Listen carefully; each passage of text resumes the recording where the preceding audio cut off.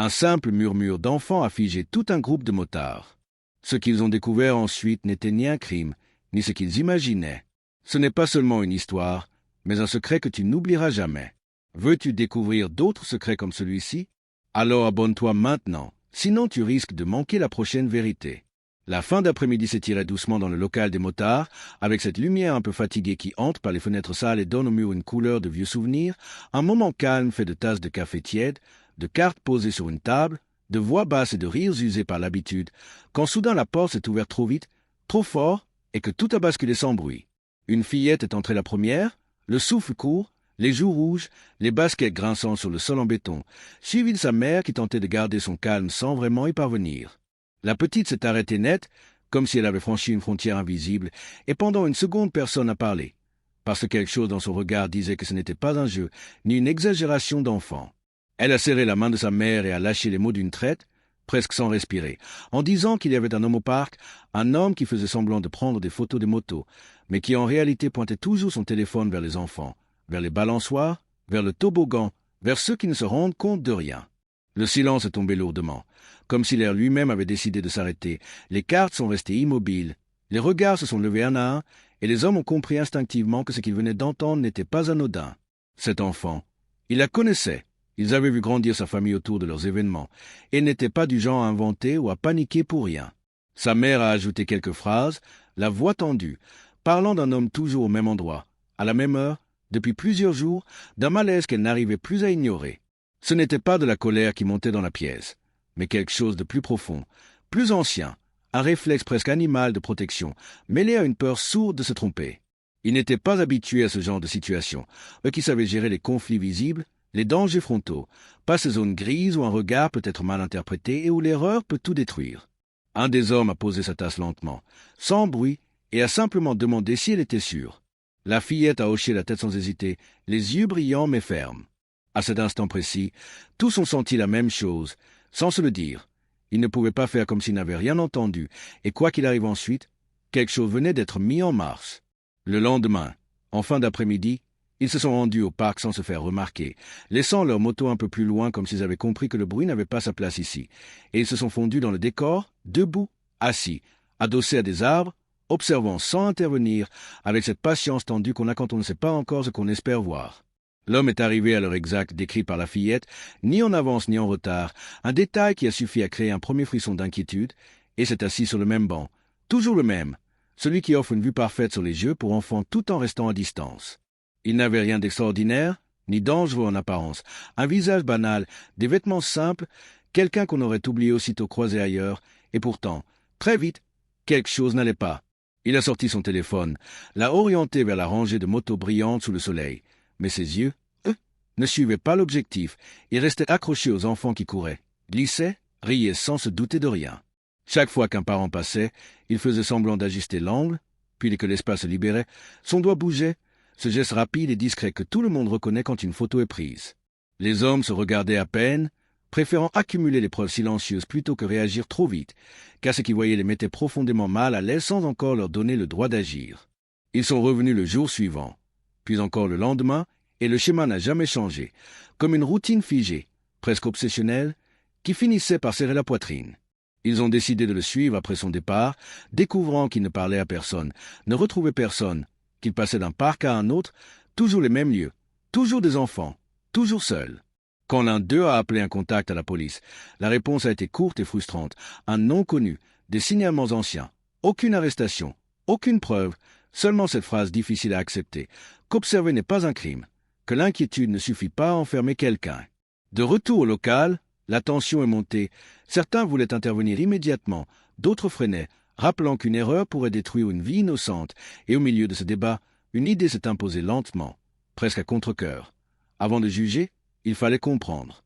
Ils ont décidé qu'un seul d'entre eux irait lui parler, sans menace, sans symbole, juste des mots. Et cette décision, loin de les rassurer, a rendu l'attente encore plus lourde. Le jour suivant, en fin d'après-midi, un seul homme est entré dans le parc, sans veste en cuir, sans signe distinctif, simplement vêtu comme n'importe qui, et s'est assis sur le banc voisin de celui de l'homme au téléphone, laissant quelques secondes de silence s'installer entre eux, un silence épais, presque gênant, rempli par les cris lointains des enfants et le grincement régulier des balançoires. L'homme a fini par lever les yeux, comme s'il avait senti cette présence à côté de lui, et il a reconnu quelque chose, non pas un visage précis, mais une appartenance, une tension dans la posture, et il a demandé d'une voix prudente s'il venait pour lui faire du mal. La réponse a été calme, presque douce, disant que tout dépendait de ce qu'il accepterait de dire maintenant. Ses mains ont légèrement tremblé lorsqu'il a posé son téléphone entre eux, comme un objet trop lourd à porter seul, et il a donné son prénom, expliquant qu'il savait exactement à quoi il ressemblait aux yeux des autres. Il n'a pas cherché à se défendre tout de suite, il a laissé le silence faire son travail. Puis il a parlé d'un enfant disparu, de son fils, perdu 6 ans plus tôt un après-midi ordinaire, dans un moment d'inattention qui hante encore ses nuits. Il a raconté la course contre le temps, la police, les recherches, les visages compatissants au début, puis de moins en moins, jusqu'à ce que tout s'essouffle sans jamais se terminer vraiment. Autour d'eux, la vie continuait. Des parents passaient, une poussette roulait lentement, et chaque fois son regard glissait machinalement vers un enfant avant de revenir, honteux, comme s'il se surprenait lui-même. Il a montré les photos sur son téléphone, des dizaines, des centaines, pas pour collectionner des visages, mais pour chercher des ressemblances, un sourire, une démarche, une façon de pencher la tête qui pourrait lui rappeler son fils tel qu'il aurait grandi. Il a expliqué qu'il avait essayé d'arrêter plusieurs fois, mais que l'espoir, même minuscule, revenait toujours le rattraper, parce que renoncer aurait été comme abandonner son enfant une seconde fois. L'homme assis à côté de lui l'écoutait sans l'interrompre, sentant sa colère se transformer lentement en autre chose, en tristesse, en compréhension douloureuse, car ce qu'il voyait n'était pas un prédateur, mais un père vidé par l'attente. Lorsqu'il a demandé pourquoi continuer malgré le regard des autres, la réponse est venue sans hésiter, disant qu'il préférait passer pour quelqu'un de suspect plutôt que vivre avec l'idée qu'il aurait pu croiser son fils sans le reconnaître. À cet instant, une décision silencieuse a été prise, celle de ne plus laisser cet homme porter seul un poids aussi lourd, même si personne ne savait encore où cela mènerait.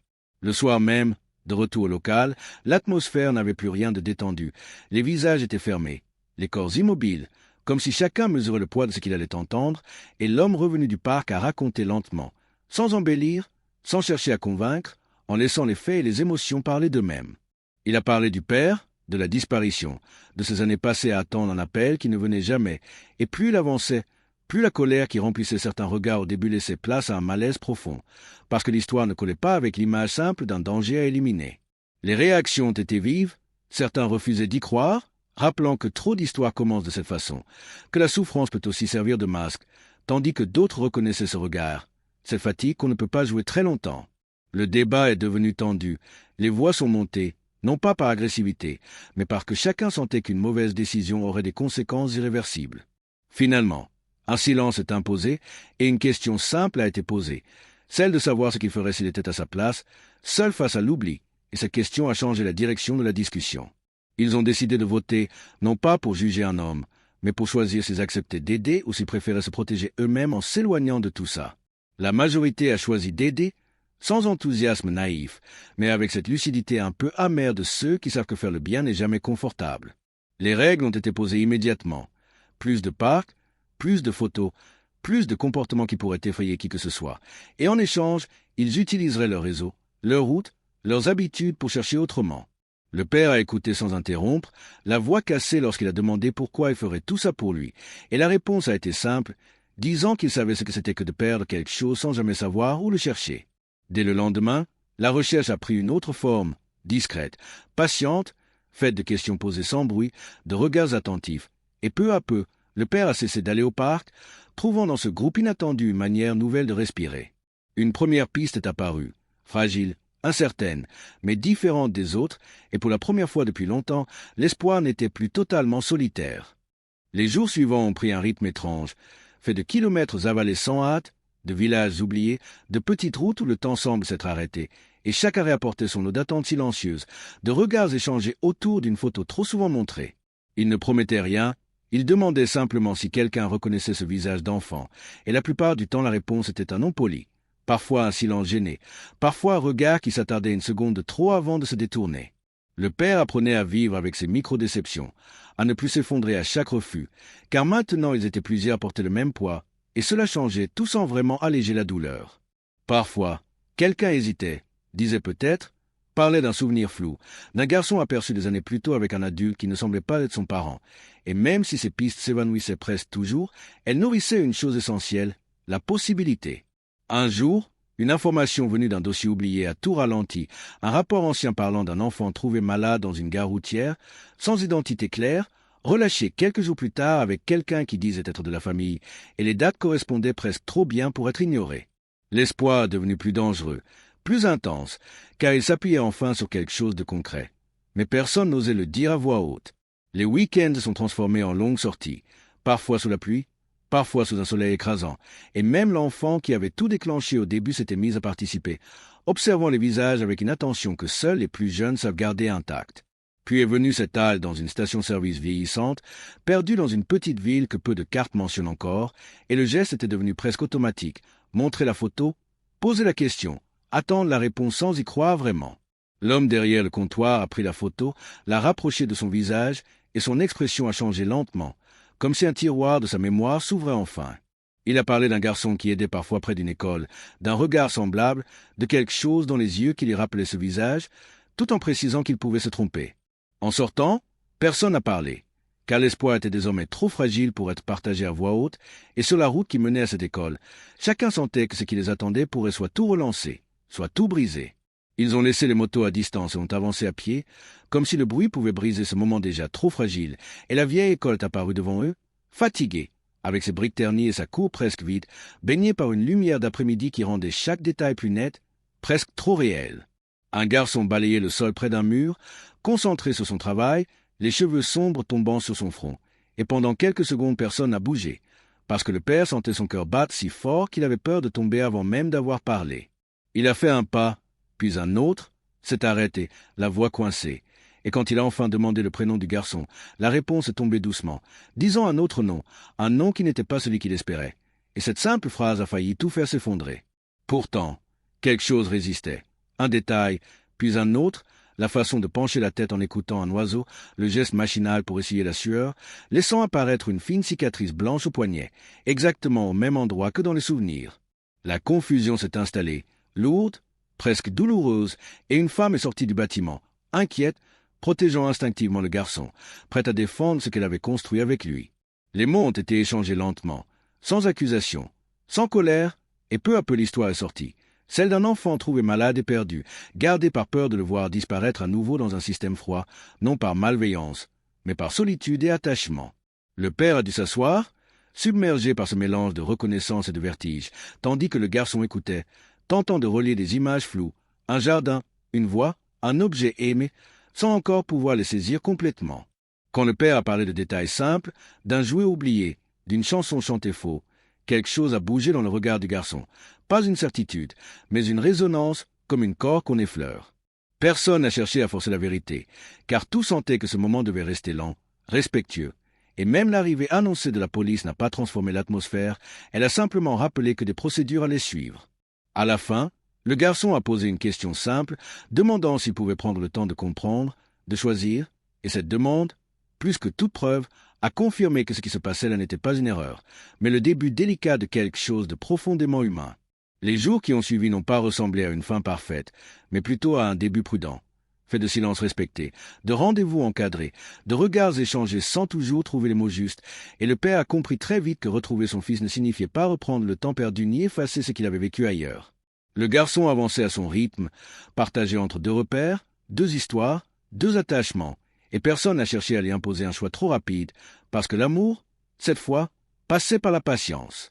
Les motards se sont progressivement effacés, restant présents sans jamais occuper le centre, satisfaits d'avoir servi de lien plutôt que de solution, conscients que certaines réparations ne leur appartenaient pas. La femme qui avait protégé l'enfant a continué à faire partie de sa vie, non comme une adversaire, mais comme quelqu'un qui avait tenu bon quand tout semblait s'écrouler, et cette reconnaissance silencieuse apaisait bien des tensions. La fillette qui avait donné l'alerte au début observait tout avec attention, comprenant à sa manière que le monde n'est ni entièrement sûr ni entièrement dangereux, mais rempli de zones où il faut apprendre à regarder sans juger trop vite. Le père, lui, ne regardait plus les enfants dans les parcs, il apprenait à regarder celui qui marchait désormais à ses côtés, même si son rire était un peu différent, même si certains souvenirs restaient absents, car sa présence était réelle, vivante, et cela suffisait pour aujourd'hui. Il savait que des démarches, des examens, des discussions difficiles allaient encore venir, que la route serait longue, parfois inconfortable, mais pour la première fois depuis des années, il n'avançait plus dans le vide. Dans les moments calmes, il repensait à toutes ces photos prises par désespoir, à ce regard qu'on avait mal compris, et il mesurait combien l'espoir peut déformer les gestes sans jamais disparaître vraiment. Cette histoire n'était pas celle d'un miracle, mais celle de personnes ordinaires qui ont accepté de ralentir, d'écouter et de ne pas réduire un homme à son apparence la plus inquiétante. Si ce récit vous a touché, prenez un instant pour l'aimer, le partager autour de vous et vous abonner à la chaîne, afin que d'autres histoires humaines et sincères continuent de trouver leur chemin jusqu'à vous. Et maintenant, prends une seconde avant de partir, parce que cette histoire pose une vraie question. Si tu avais été à leur place, aurais-tu jugé cet homme ou aurais-tu osé écouter jusqu'au bout? Dis-le nous en commentaire.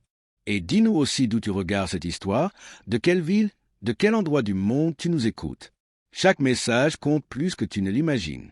Si ce récit t'a bouleversé, si cette vérité inattendue t'a touché, alors abonne-toi à la chaîne. Ici, on raconte des histoires humaines, réelles, parfois dérangeantes, mais toujours sincères. En t'abonnant, tu ne rates pas seulement une vidéo, tu rejoins une communauté qui choisit de comprendre avant de juger. Merci d'être resté jusqu'au bout.